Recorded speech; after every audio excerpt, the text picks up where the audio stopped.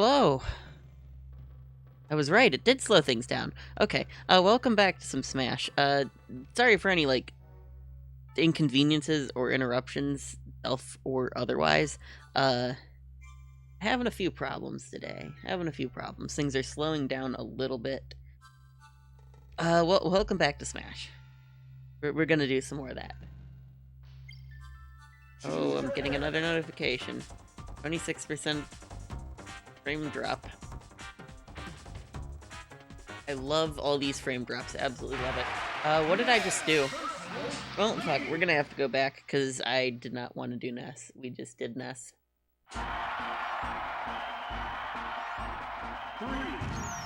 So let's go back. There we go. One-player game. Who should I go with? I am not good at any of these fighters. I'm alright with DK. I rarely play Fox. Yoshi I'm pretty decent at. Pikachu I'm decent at. Samus not so much. Captain Falcon I suck with. Luigi and Mario I can kinda do, and Jigglypuff is a... Jigglypuff is a fine fighter, I'm just not good at Jigglypuff. I'm gonna go with Pikachu. Why not? And you know what? Let's go with the blue party hat. I want the blue party hat. I want the party hat on my Pikachu. Because every day is a party. Maybe. Here goes.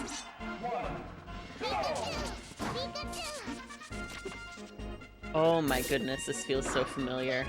One of the earliest memories I have with video games is of an emulator of Smash 64. And I was Pikachu. And I literally did this. And that's it. Because I was like 5.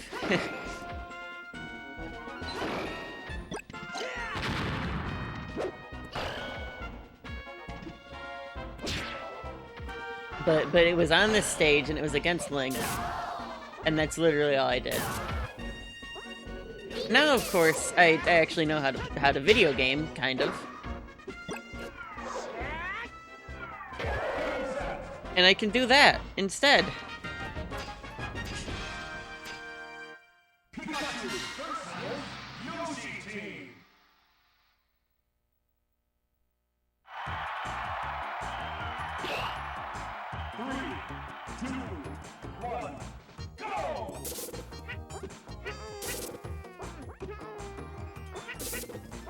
Well, this is going well. And meanwhile, I'm over here trying to not take damage, because usually I play Pichu over Pikachu. No idea why. It's either just for the lols, or because legitimately I do better at Pichu, and I don't know which. And that scares me.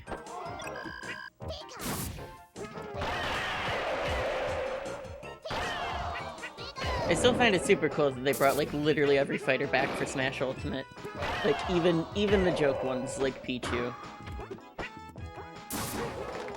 And even the ones that had no business being out of Smash. Like Young Link. Young Link never should have left. I main Young Link, by the way. That was, like, the thing I was most excited for Smash Ultimate. Like, the new characters are cool and all, but Young Link!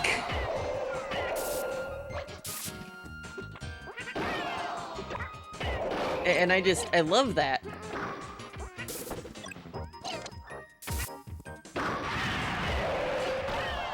Cause, like, I hadn't been able to play Young Link since Melee. I had to settle for, like, Link or Toon Link. And frankly, I realized Toon Link is nowhere near Young Link. Toon Link is entirely different. Link is closer to Young Link. Except in Smash Ultimate, in which case both are kind of not at all like each other. Because Link has the remote bombs instead of the usual kind, and also no hookshot, which is my biggest complaint against Breath of the Wild, is lack of items. Like, don't get me wrong, Breath of the Wild is a fine game. It's fun. I like it. It's good. It's just doesn't really have that Zelda feel for me. It feels more like... I don't know what to call it. It feels more like a survival game.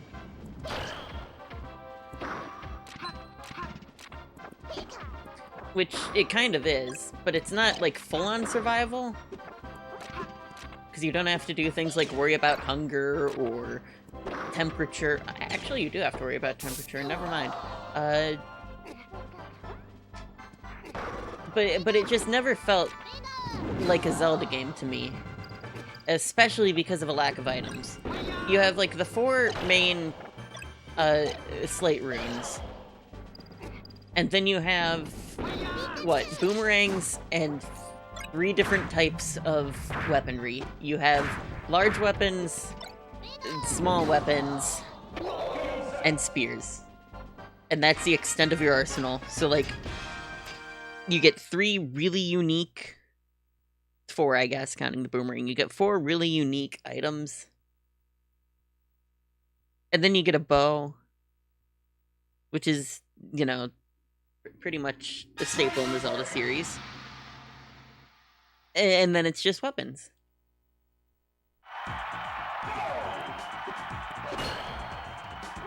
And, like, honestly, I would have loved to have, like... Well, that didn't go how I intended.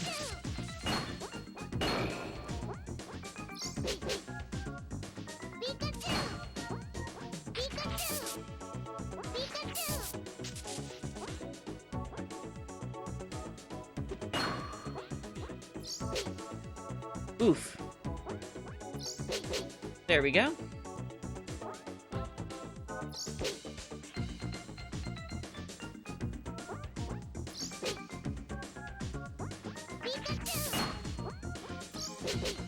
Oh no, okay.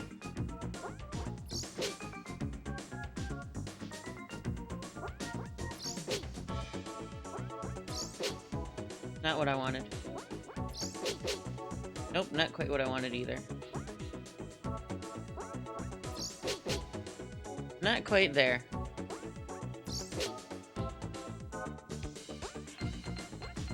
Oof.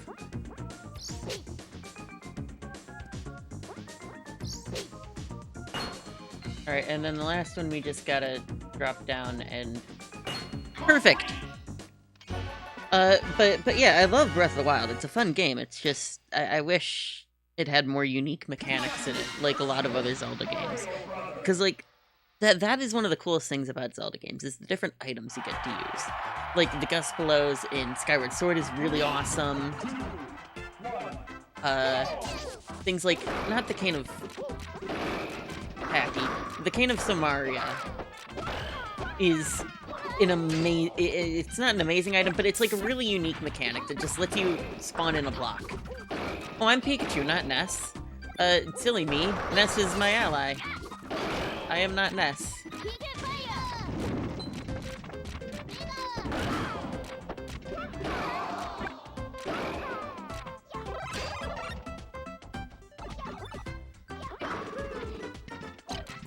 But I really... Hold on, trying to regain my train of thought. I'm trying to talk and, game at the same time. Which I haven't quite fully gotten the hang of yet. I'm getting there. Right, the Cane of Samaria. It lets you just spawn in a block. Anywhere you like. And I find that pretty cool. It's mostly used in the 2D Zelda games. It's not a great mechanic, but it's a unique item. And I like that. I like all the unique items, like the whip in various Zelda games, the spinner in Twilight Princess. Meanwhile, in Skyward Sword, you can lift objects with a magnet and you can freeze stuff, which is cool. It's really cool, really nice mechanic, but granted, it's the only mechanics, and you get them right at the beginning of the game, and there's not really that same sort of sense of progression of, alright, I'm slowly building up my arsenal, I'm slowly getting there, slowly being able to, slowly gaining more and more skills. There's not that same sort of sense of progression. Right off the bat, you can go anywhere you like and do pretty much anything. As long as you have the right food or anything. You can even go the whole game without armor. And still 100% it. Which, I mean, there's the Korok Seeds, which allow you to carry more weapons at once. but there's still not that same progression of, alright, now that I have this item, I can go here. I can do this. It's right off the bat everywhere, which that sense of freedom is really nice, and I'm not saying that's a bad thing. I like that. It's just, it's not, I don't like it in a Zelda game. I like having to sort of earn being able to go everywhere. Like, that moment that you get the hookshot in Ocarina of Time, and you first learn its uses, you go flinging yourself all over the place, and it's freaking awesome. And that item is used, like, for the rest of the game. You get it before the bow. And that's what else I like about it, is, as Adult Link, you start off with pretty much nothing. Most of the items you had as a child are now gone and unusable, aside from maybe bombs, Deku Nuts, and that's about it. Bottles. So, the progression that they used is really cool. Instead of right away getting an item that does like a lot of damage to enemies, like the bow, the first thing you get is the hookshot. It stuns enemies, but it doesn't do damage. I like that. It gives you that sense of, okay, I'm not completely powerful at this, but I'm not powerless either now. And you sort of get to work your way up. With Breath of the Wild, feeling powerful is as easy as going down Zora's River a couple times just to get a whole bunch of arrows. Or knowing where weapon spawns are. It's as easy as that. Sure, you still might have to earn the weapons by battling something, but it's still basically that simple. And on one hand, that's a really cool idea, and it's a lot of fun. But on the other hand, it's not what I think of when I think of a Zelda game. I think of, like, the in-depth story, which Breath of the Wild doesn't have as much of that. Usually in a Zelda game, the story is mandatory. Breath of the Wild, you can go straight from the Great Plateau to face Ganon. I did that once. I didn't go straight from the Great Plateau. I beat like 4 shrines and got myself some armor. And weapons and stuff. And then went to face Ganon. I went through Hyrule Castle, got all the gear from that. And I was able to beat the game that way. Which is a really cool idea. But at the same time, that's not what I think of when I think of a Zelda game. I think of this long adventure that at the end of, you feel like you've done something. You don't feel like, well, that was easy. I just beat the game.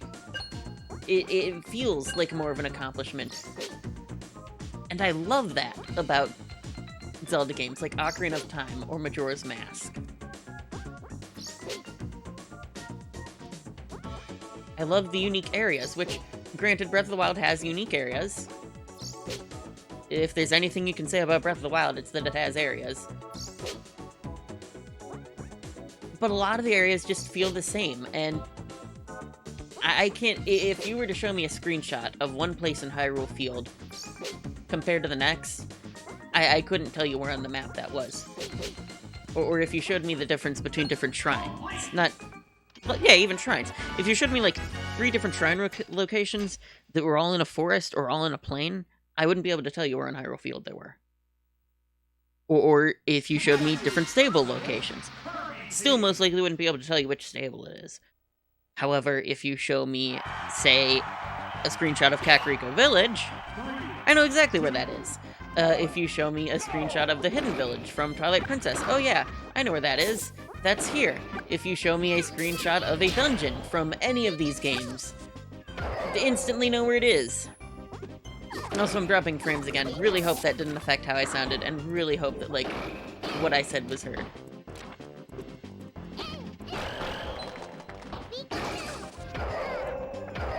Which is what I love about other Zelda games, is the locations are memorable. Breath of the Wild, outside of maybe a few spots on the Great Plateau, a few interesting places throughout the map, most of the game isn't that memorable. However, you show me any location from almost any Zelda game, I can tell you probably where it is, because the location is very memorable. They're all interesting. They aren't just trees. Hell, with Breath of the Wild, you can even affect the environment, which is a really neat feature, but at the same time, if you showed me a place with a whole bunch of chopped down trees, that'd make it even harder for me to tell you where it was. Hell, I still sometimes have to look at where... trying to think. That's half of the memories quest. The unlocking memories quest is looking at pictures and trying to figure out where they are. There's still like 2 or 3 different pictures that I cannot place. I've done the quest for that like 3 or 4 times, but I still can't place exactly where they are. I know one of them is generally to the south of the Great Plateau by a bridge. But like there's 2 or 3 of them that I just don't know where they are. Oh! Well, that's lovely. My stream disconnected and had to reconnect. Oh, that's great. I love that. I love that so much. Thank you for that. That means everything to me. I love when that happens. Okay. Well, hopefully people realize it's back up and come back.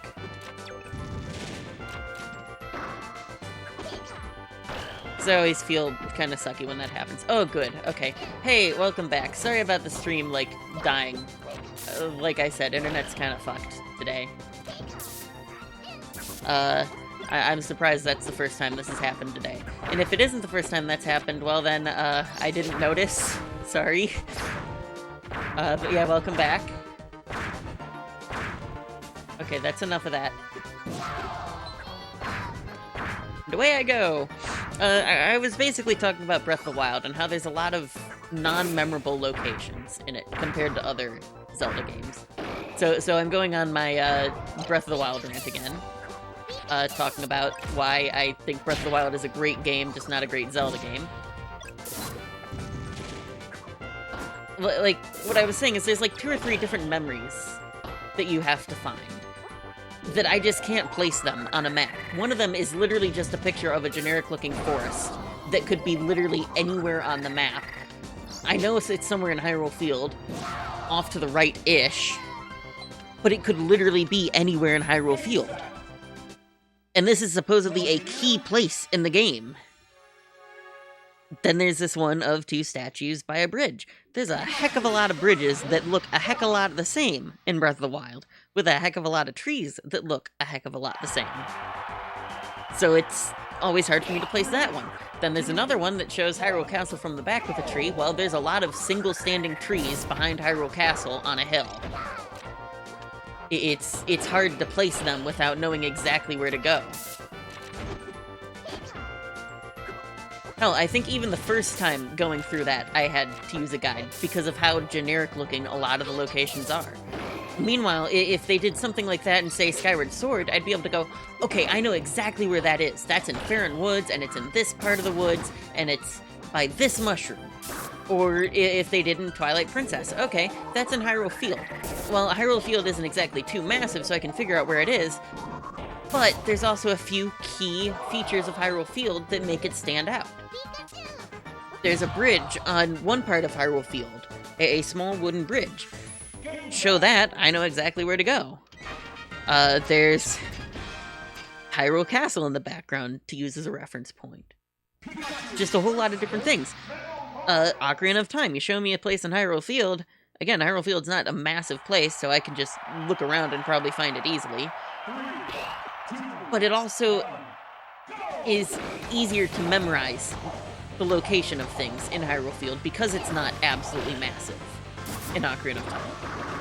Termina Field would be even easier to place something in, or just anywhere in Majora's Mask, because all those locations are very unique looking and are very specific. There's not any locations that look exactly like another location that I could confuse for somewhere else.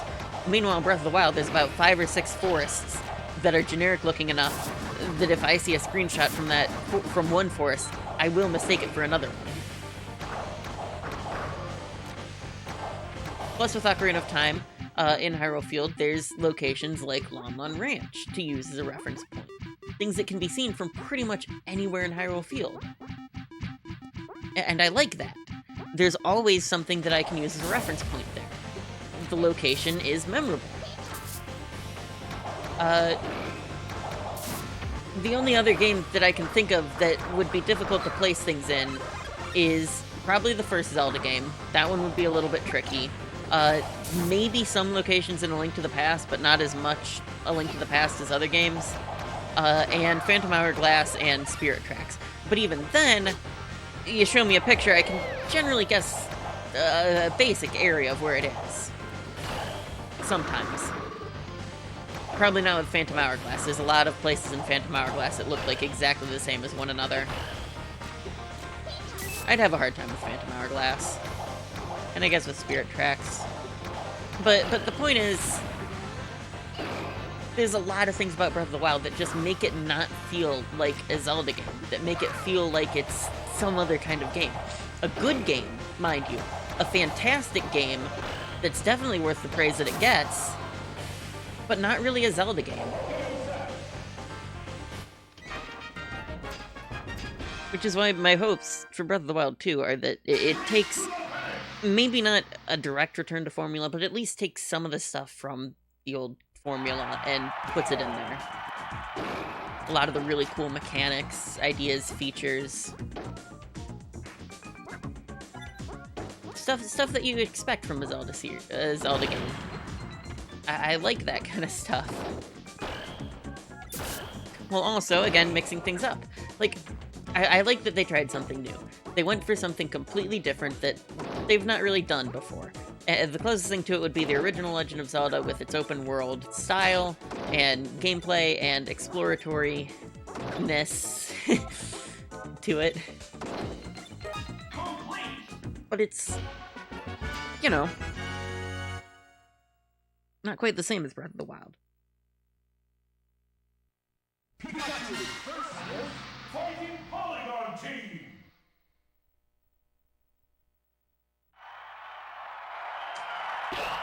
Another, oh my goodness, Wind Waker had a lot of fun items as well, like the grappling hook. I know this is like going off on a tangent again about items, but like that's my biggest complaint with Breath of the Wild is items, dungeon variety, any of that kind of stuff. If I hadn't played through the dungeons enough, as I have, and sort of know the layout, because the dungeons are kind of small, because, well, frankly, Breath of the Wild likes to focus more on the puzzles and shrines than the dungeons, so the dungeons aren't very small. The mechanic for the dungeons is interesting, and would be interesting for a single dungeon in a game. However, they use it for all four. Find the 5 terminals, find the 5 terminals, unlock the boss, fight the boss. Move around a part of the dungeon. That part's pretty unique. I like the moving around a part of the dungeon. That was really unique in Minish Cap when they did it with the first dungeon with the big barrel in the middle. I loved that. But the dungeons just feel generic. If I hadn't known the layout of the dungeons and the kind of puzzles that are in each dungeon, if you showed me a picture of, say, the water dungeon and the fire dungeon, and the fire dungeon didn't have a picture... Actually, even so, if you showed me a picture of the water dungeon, there's this one room that has fire in it. You show me a picture of that compared to the fire dungeon, and I'm like, yep, those are the same dungeon. What do you mean they're not the same dungeon? What do you mean they're a different dungeon? It just feels so generic.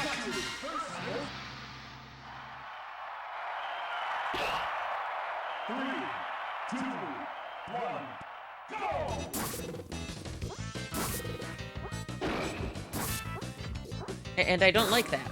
The shrines all feel generic, too. Like, you could show me a picture of 2 different shrines that aren't related in any way. Find 2 that look similar enough, and tell me, these are both puzzles in one larger shrine. And I'd be like, yeah, okay, I believe you. Because the shrines are so generic. You look at dungeons in other Zelda games, even going with ones like Phantom Hourglass, or even the first Zelda game, at least there the dungeons were color-coded. So you knew the difference between dungeons with that. You knew the difference because of the map of the dungeon, the color coding of the dungeon. You could show me 2 different dungeons, I would know they're different dungeons. But games like Ocarina of Time, Majora's Mask, any other Zelda game, the dungeons are all unique. They all have a unique theme to them. And I like that. I like the idea of the dungeons having a very unique theme to them, one that's easily recognizable. If you showed me a picture of the Wind Temple from Wind Waker, no way in hell I'd mistake it for any other dungeon in that game. No, I'd mistake it for any other dungeon in any other Zelda game. Because it's that iconic. You know the mechanics, you know what the dungeon looked like. They have a very unique look to them. Meanwhile, Breath of the Wild, all the dungeons have the same stone and weird Sheikah material stuff. And that's basically the dungeons. You don't get a lot of variety of themes. You don't get a lot of really cool set pieces, really eye-opening set pieces, like the big statue in the Shadow Temple, or in the Earth Temple in Wind Waker. Shadow Temple from Ocarina of Time. You don't get things like the boat from the Shadow Temple, or the elevator, the main elevator room from Forest Temple and Ocarina of Time. You don't get things like the big main chamber in the center of Snowhead from Majora's Mask. You just don't get those kind of things. The dungeons all feel generic in Breath of the Wild. So I'm hoping if they do, that they break things up and make more unique looking dungeons again. I really love that. Because you go to a dungeon and the first thing you're wondering is, alright, what's it gonna look like? What cool mechanic is gonna be the part of this dungeon? Breath of the Wild, it's okay, what cool mechanic is gonna be a part of this dungeon? Oh, nice! Rotating the dungeon. I like that. That's a cool mechanic. Go to the next dungeon. Alright, what's the mechanic of this dungeon? Rotating the dungeon again. But this time with electricity puzzles. Nice. Alright, now we're at the fire dungeon. What's the mechanic of this one? Oh. Rotating the dungeon again. But this time with fire puzzles. It's all the same mechanic for the dungeons. They're fun. It's just the dungeons aren't memorable.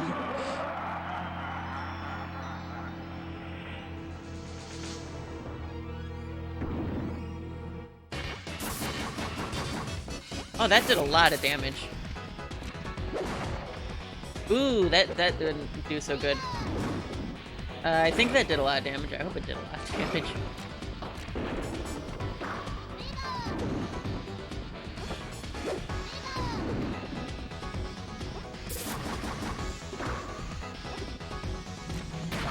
Oof.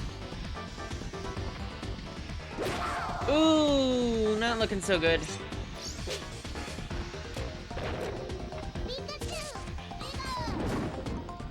Oh yeah, that did a lot of damage there. Okay.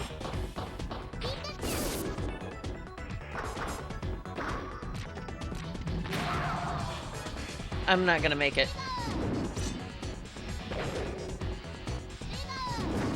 I doubt I'm gonna make it. I might though.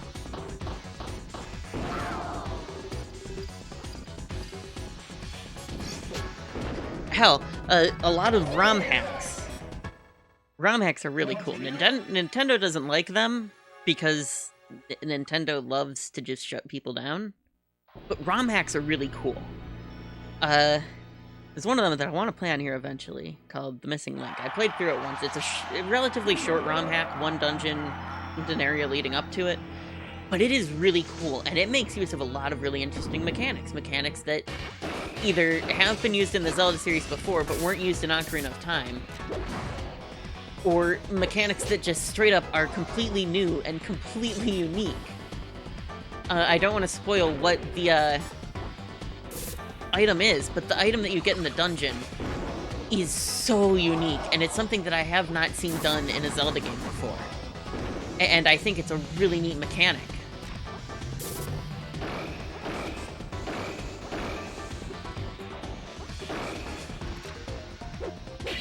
Ooh, oh no. I don't think I've ever heard that sound line for Pikachu before. That's interesting. Oh, you had to do it to me. You had to do me like that.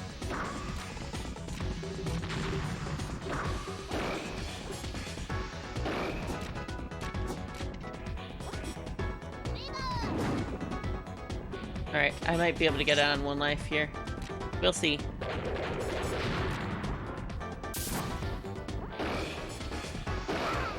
We'll see. Hopefully.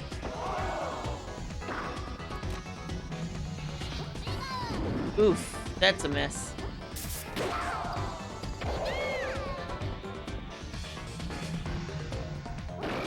But basically what I'm saying is, a lot of ROM hacks do stuff with Zelda that's more unique than what Nintendo does.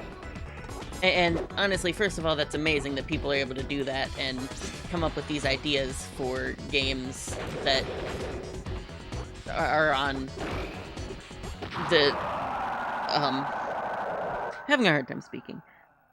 It's really interesting to see that, because it's like taking a game that exists, and it's like, thinking about it, Mario 64 ROM hacks are sort of, in a way, like if Nintendo actually come out with a Mario 64 2.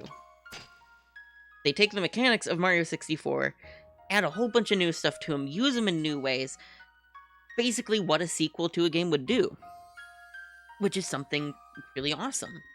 Well, in a way, if you think about it, Majora's Mask is like an official ROM hack of Ocarina of Time.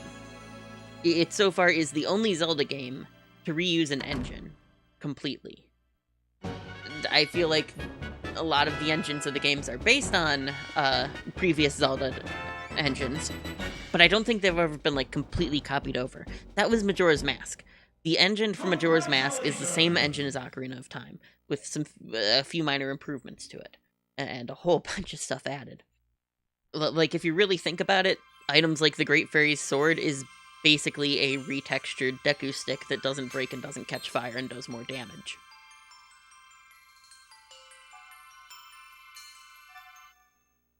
And... Whew. Sorry, Evan.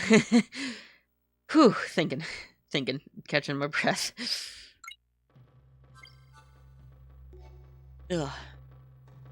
But that's what a lot of ROM hacks do, is they take an item that's already in the game, modify it in some way to be a completely new item, and add it in. And then there you go. Alright, so let's go with, let's go DK. I don't feel like I'm good at playing Donkey Kong, but I am good at playing Donkey Kong. I just generally don't think of myself as being good at Donkey Kong. Then again, I've never really played Donkey Kong on the 64 version of Smash. Well, aside from, I guess, when I was playing random.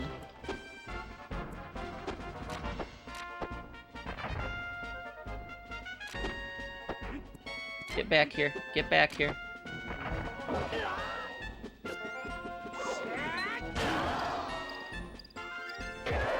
Woo! That was quick.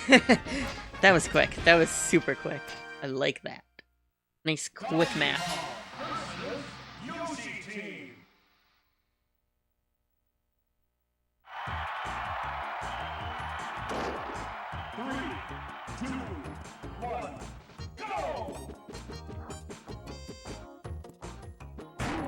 Why am I doing that? I can just easily, you know...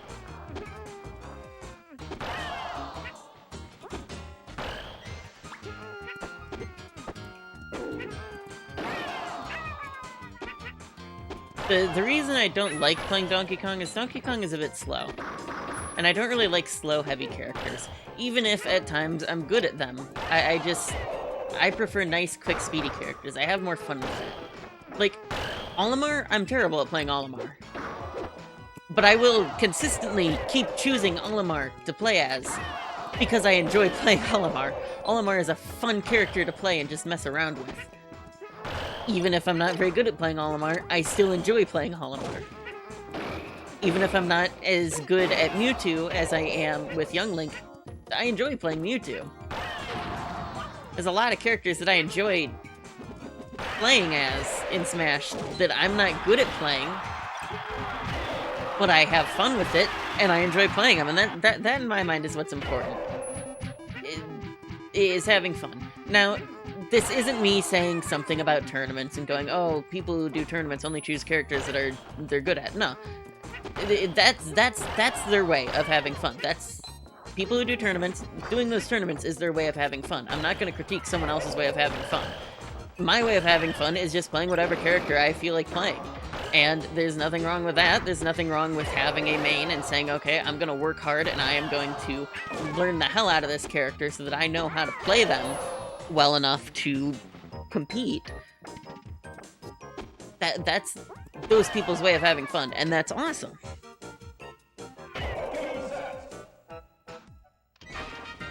Basically what I'm saying is video games are for having fun. So if you're doing a video game and you're doing it for any other reason than you want to have fun with it, try something else for a while. Maybe come back to it later, see if you like it, but, like, it's about fun. That's what it's about. That's why, like, I won't stream stuff that, like, gets a lot of whatever. I don't give a shit about that. What I give a shit about is having fun doing this, and I like that. Like, Smash 64 is by no means something that people are talking about a lot. It's by no means something that's like, oh yeah, a lot of people want to watch this. No, I don't care if people want to watch this. I'm streaming this. If people want to watch it, come watch it. I don't know. I'm just... I'm ranting again. And not really thinking. I'm tired.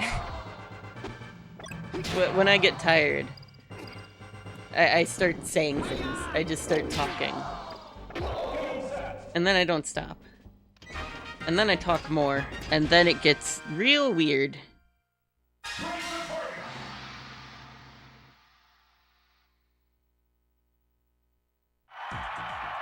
And half the time, I don't even know what I'm saying. So, like, if I say something and it makes absolutely no sense, that's fine. I probably don't know what I said either. I'm probably just as confused as you are.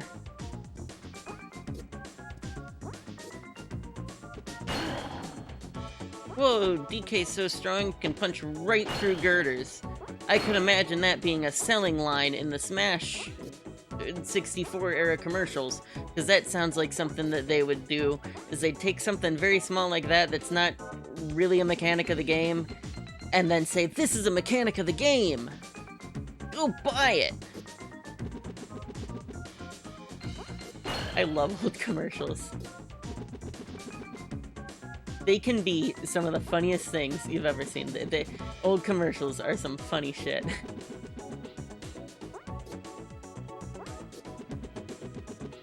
And I absolutely love it.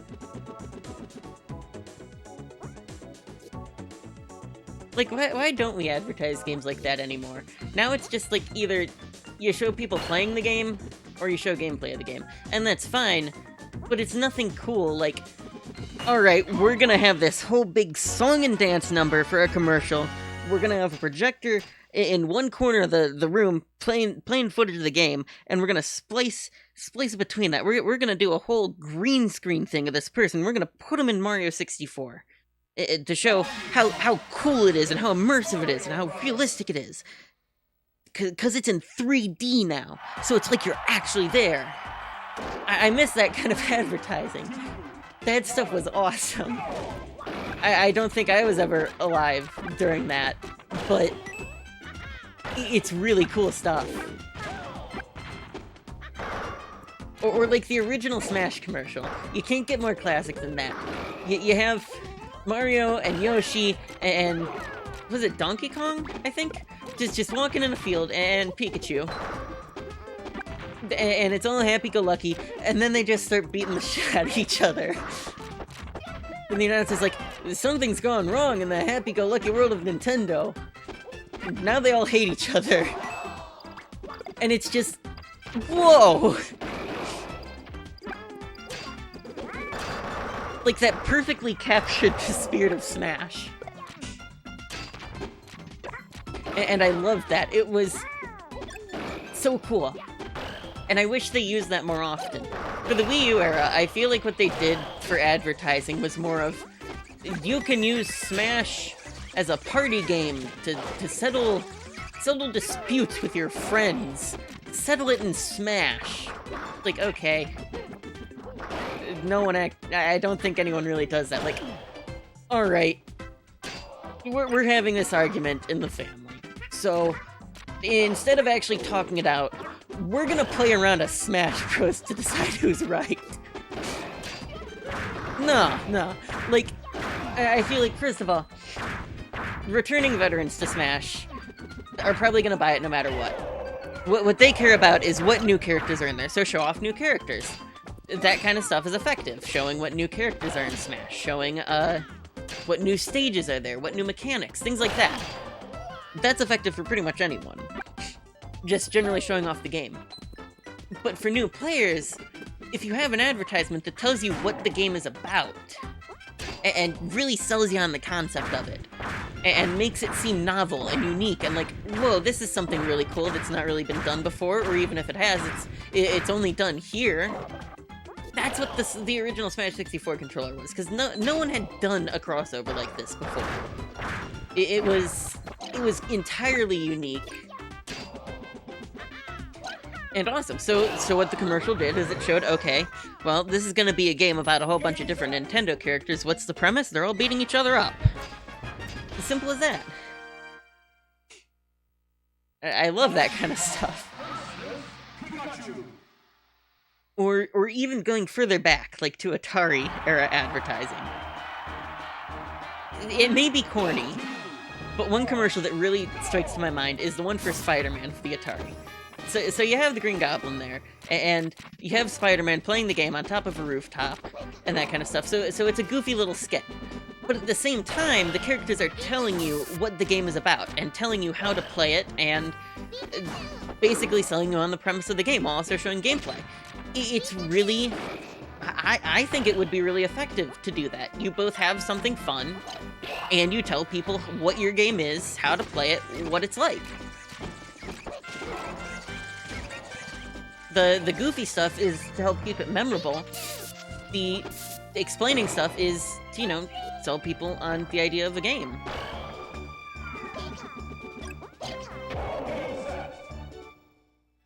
Continue. Another one that comes to mind is Star Wars for the Atari. That is one hell of a commercial.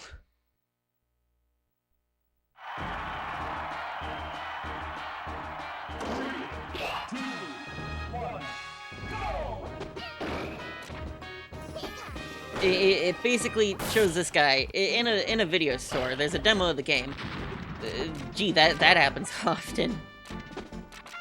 Well, why demo a game and let people walk into your store to play it for free when you can just say, tough luck, look up gameplay footage and then buy it. Buy, don't try.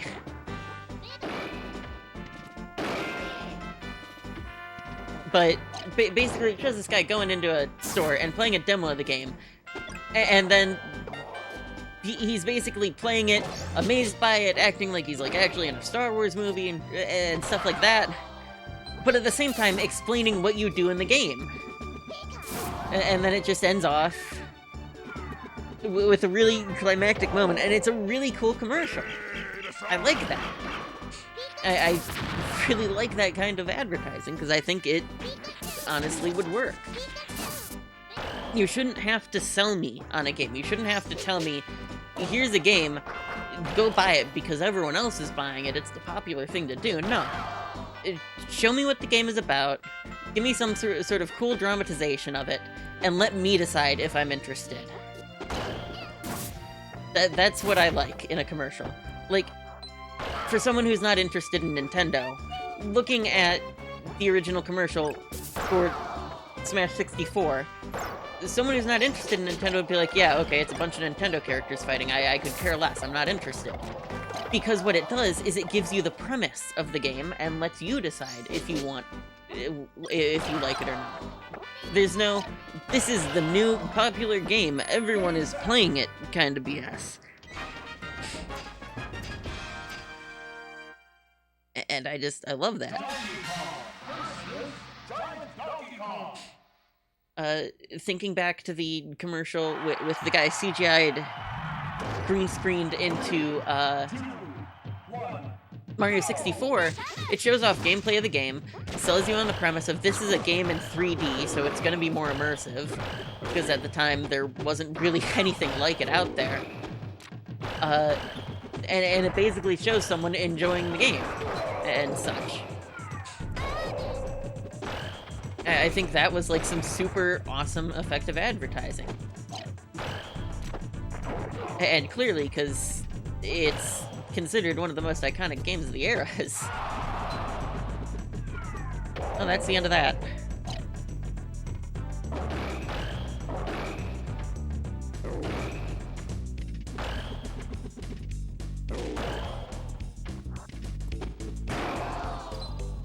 Ooh!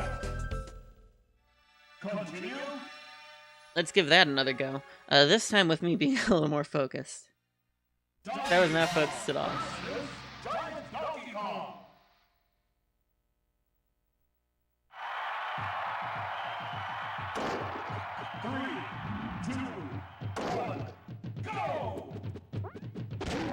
And thinking about some commercials that aren't as effective. First of all, if your commercial has nothing to do with the game, or your advertising for it has absolutely nothing to do with the game, it's not a good ad. So things like the PSP, it's a nut that you can play with outside. That whole advertising campaign, I don't really like the idea of that. Sure, they're fun commercials to look back on and they're goofy, but it doesn't really sell you on the product. You don't see, like, any gameplay of the product. You don't... It's just... I don't know. You don't really know what it is other than it's a portable handheld that's a PlayStation. Oh, excuse me, gotta itch my nose. Or the original Luigi's Mansion commercial for the GameCube. Barely any gameplay of Luigi's Mansion. Really heckin' weird looking. And just generally creepy. Or some of the Sega Saturn commercials. Or even some of the PlayStation 2 commercials. The first one, it comes to mind with it being weird. Oh, no, wait, was that the that might have been the PS3. I think that was the PS3. But either way, it doesn't really tell you much about the console. Thinking back, the advertising campaign for Earthbound tried to go for a very contrary type of advertising. The sort of, this game's weird and quirky type of advertising. Unfortunately, they did it the wrong way by literally telling people this game stinks. That's not how you sell a product. You don't tell people, hey, our product sucks, come buy it.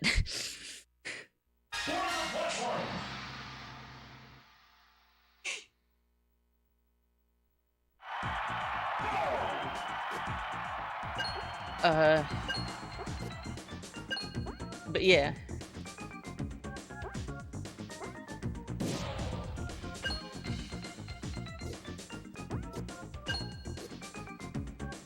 Alright, let's go down here. What's this?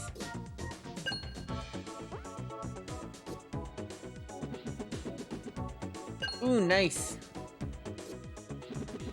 Oh, fuck. I failed. I done did a failure. Alright, here we go.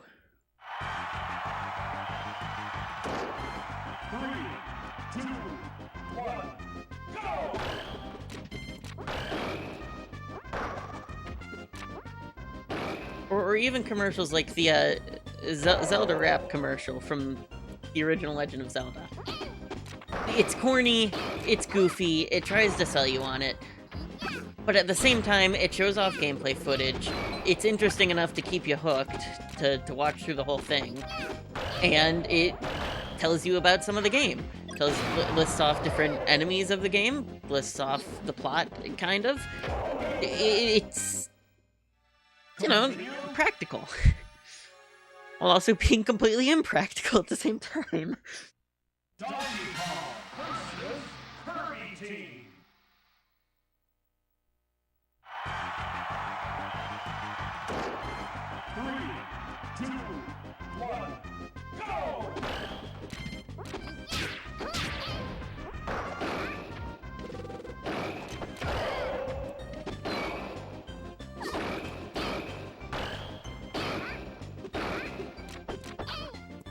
Oh no.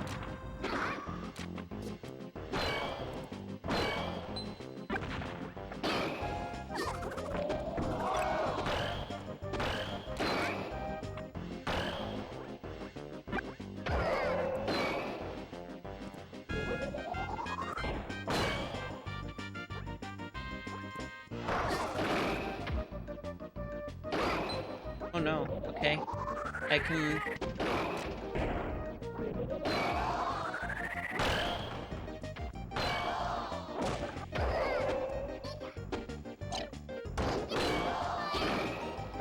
Okay, I got this. No, wait.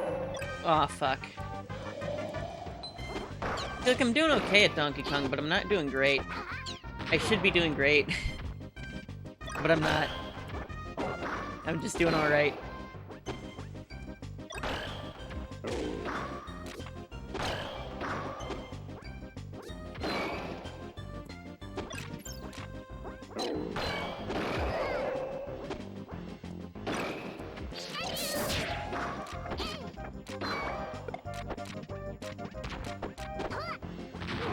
Oh no.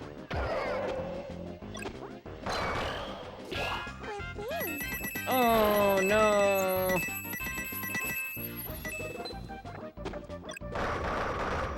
Oh hey, there's Kirby Jigglypuff. I guess that does happen here. I guess it just selects a random 8 Kirbys.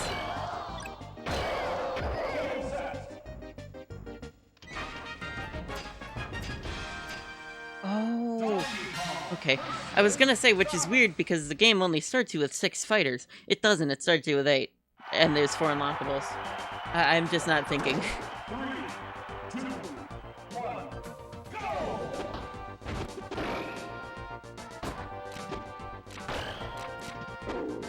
Hello and welcome back to the Solaria Stars Doesn't Think for an hour and a half straight variety hour. Key evidence for that, I said hour and a half and then variety hour.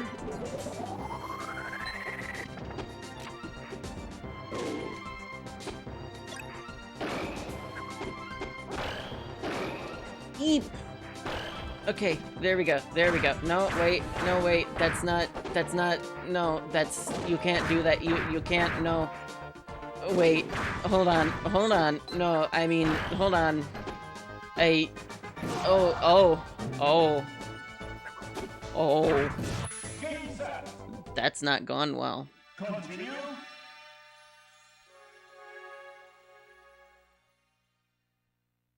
Donkey Kong versus Samus.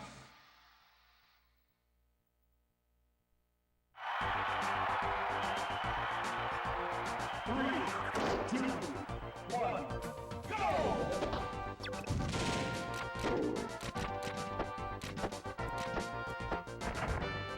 Oh right, Donkey Kong's throw is a little bit different. I forgot about that.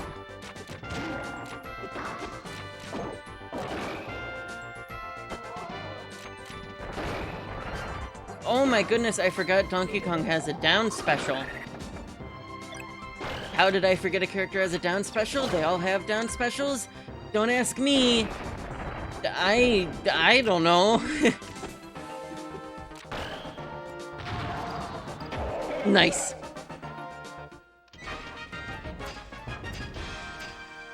Donkey Kong versus Metal Mario. Whoa. Announcer sounded echoey there. Or like, he moved his head away from the mic to say that one. One or the other. Perhaps both.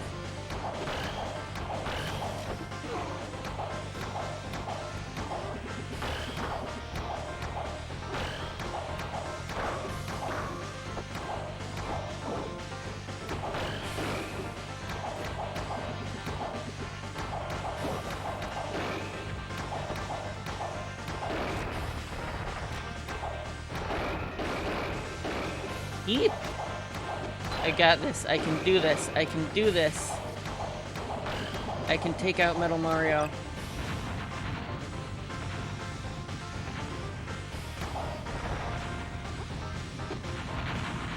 Okay, that's enough of that. Come here, you.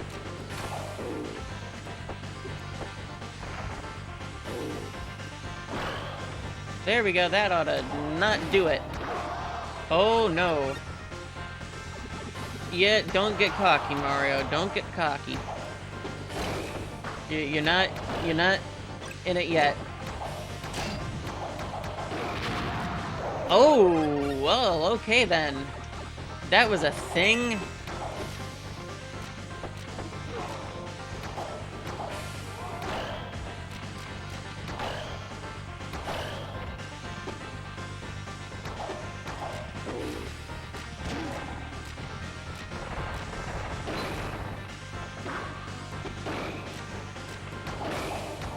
Oh, I shouldn't have done that. I went to go for the barrel, but I couldn't get to it in time.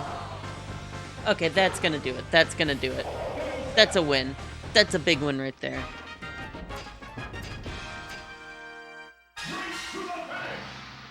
Okay, I doubt I'm gonna do well with this as Donkey Kong, because Donkey Kong is slow. Though then again, Donkey Kong also doesn't get knocked back as easily, so maybe that's a bonus. Maybe I should focus instead of running into the roly-poly objects.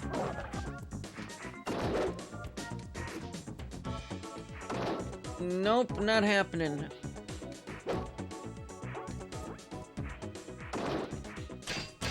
Oh no. Oh no.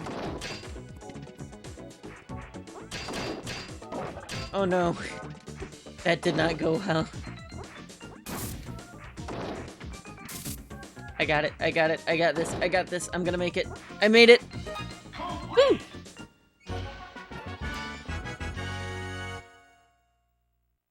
Donkey Kong versus Fighting Polygon Team.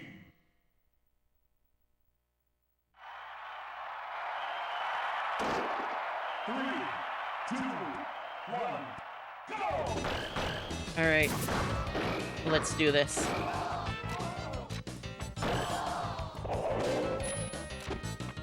See, Donkey Kong is really great for these kind of matches, because pretty much any attack is a one-shot.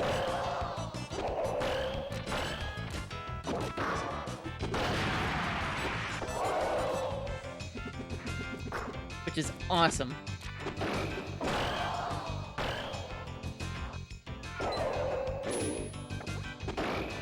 And which is, in my opinion, the appeal behind heavy characters.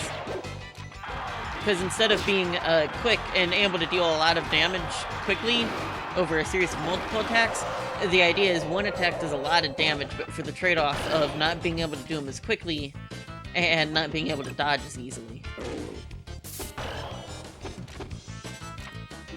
Which is why I always have a hard time against really fast characters like Pikachu, because I cannot hit them at all.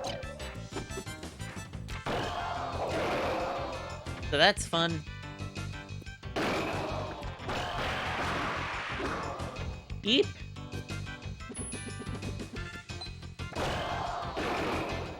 Okay, I can do this. But then again, heavy characters also don't get launched as far, compared to characters like, say, Jigglypuff, who gets launched absolutely far, but has an amazing recovery.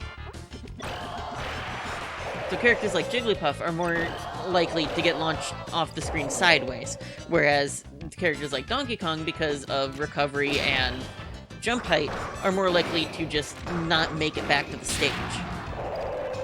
So it's just this really interesting dynamic of different character strengths and weaknesses, and that's what I like about this.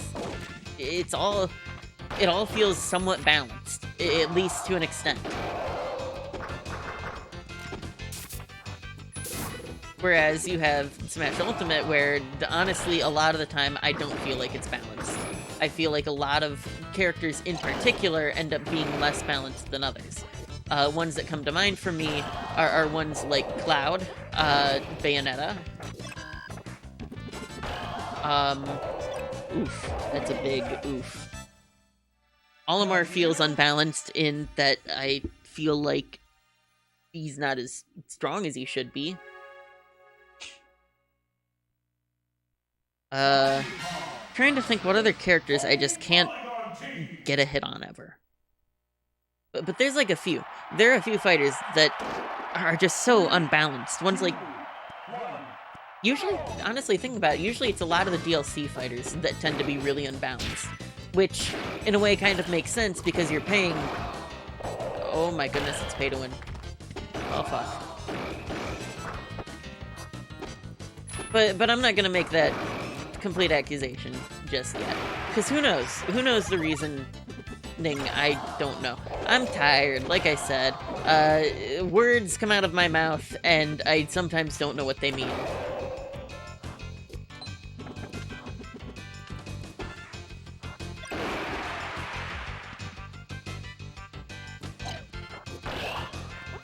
Oh yeah, that's the stuff. That's not the stuff. Whew.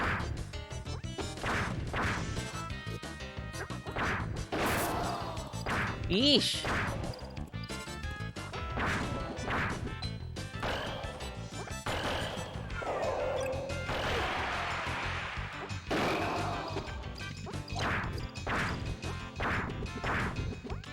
Whew.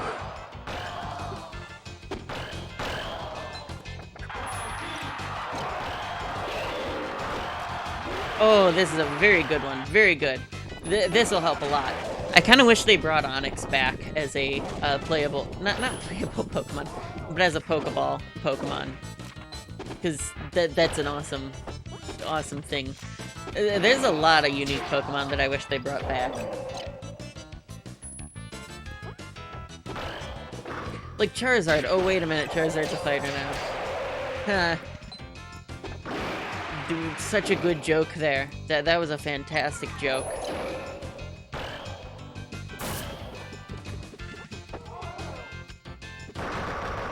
Oof, I didn't get a chance to land that hit. Oh well.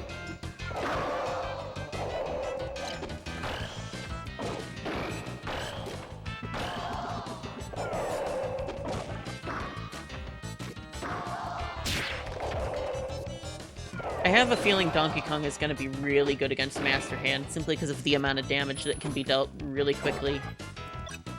Though then again, Master Hand might be able to damage DK more, since, heavy character.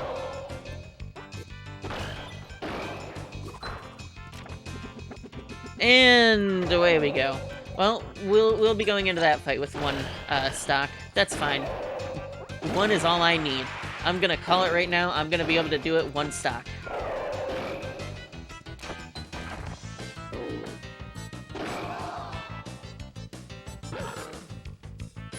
There we go. Alright, let's do this. Let us do this.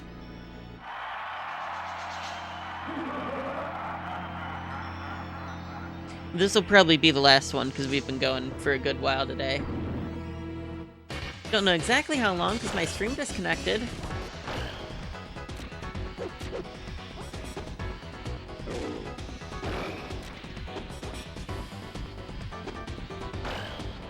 Okay.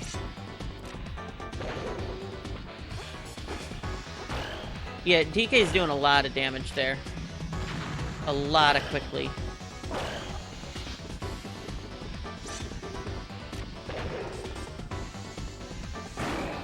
Oh, yeah!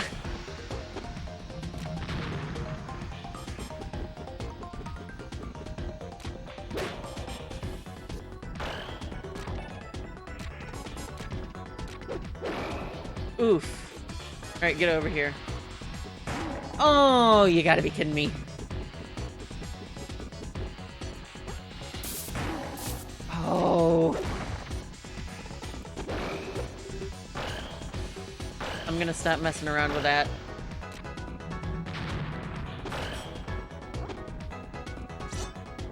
Alright. I'm gonna go ahead and do it. I want to get the last hit off as that. Oh no! I might be down and out for the count right here. Especially if Master Hand does a really strong... Okay, good. We're good.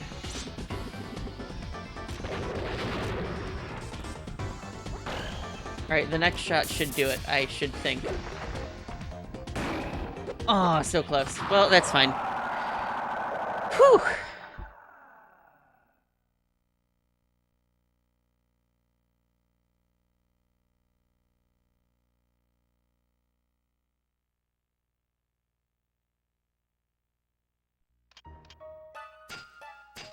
One hell of a fight there for you. Whew. And then we slowly step away from the desk. I always thought that would be a cool stage for them to put in a Smash game, the desk. I'll let the credits go one last time here, because this is the last time we're doing this for the day. I definitely want to come back to this and finish off doing all the characters in classic mode. Or sorry, one-player mode, as it was known then.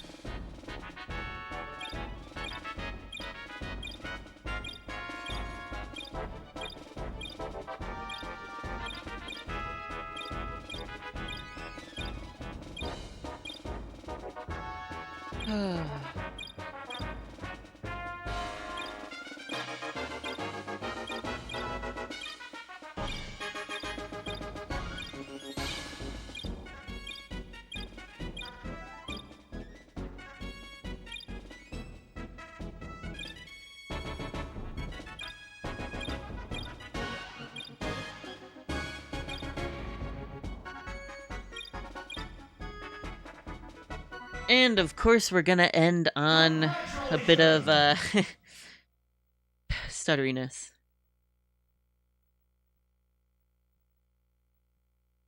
Wait, why is DK's back? The camera, that makes no sense. Okay, whatever. It's fine. It is fine. Yeah, we're gonna end here. Whew. Play through the intro one more quick.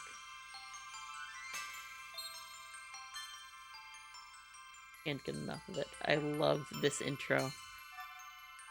Like, it perfectly brings about the concept of the whole game, the whole, just everything about it.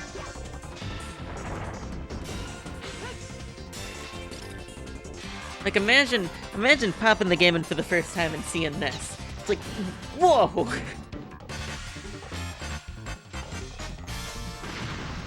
You get to see all the characters in glorious 3D.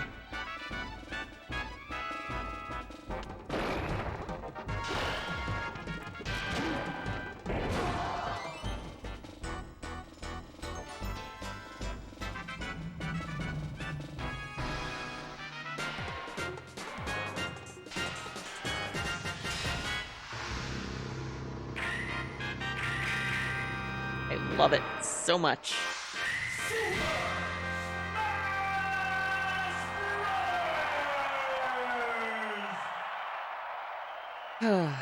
There we go. I'm gonna wait for. All right, we're gonna go to there. I'm gonna wait for internet thing to be good enough for me to put this up again. You know, now that I'm thinking about it, would the recording be affected? I hope it's not. If the recording's affected, I'm gonna be kind of upset.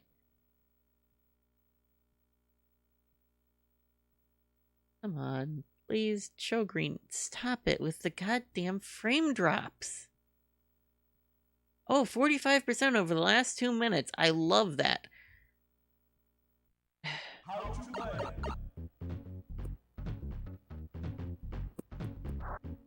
Okay, it's at green, so I'm gonna hurry up and do this as quick as I can before, never mind.